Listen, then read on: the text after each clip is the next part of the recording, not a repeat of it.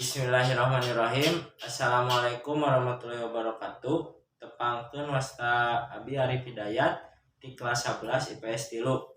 Di dieu abdi bade maca biantara anu judulna ngawomongan karakter nonoman Sunda. Zaman kiwari mah seueur pisan jalmi utamina orang Sunda anu teu nyaho ngeunaan karakter Sunda.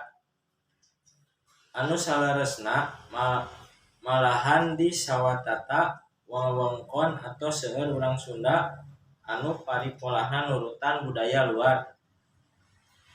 Cobi ku urang perhatoskeun, loba nonoman kiwari anu paripolahna teu bener sapertos basana teu merenah, paripolahna teu pikaresepeun, anu pohara mah sok bonteng ngalawan kadu.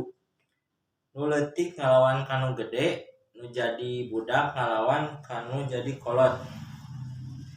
Kitu oge anu gede teu mika nyaah kanu leutik, sedengkeun ari desa cara nagara mawa tata.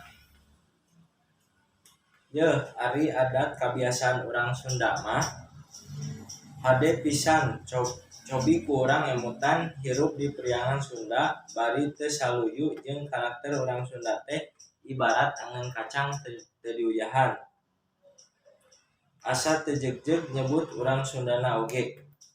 Hadirin anu kusimkuring dipika hormat, saparantos simkuring maluluh sababaraha sumber anu jadi rujukan sing horeng geuning anu utami pikeun para nonoman anu jadi seueuh siwih pajajaran teh daya sanes kedah mibanda kana rasa katineunan kabudayaan.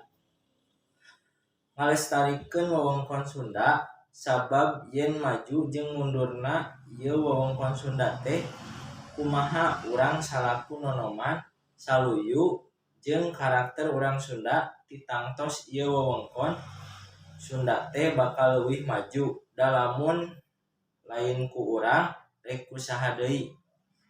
Sakitu ti simkuring, hapunten bilih aya kalepatan. Wabillahi taufiq wal hidayah. Wassalamualaikum warahmatullahi wabarakatuh.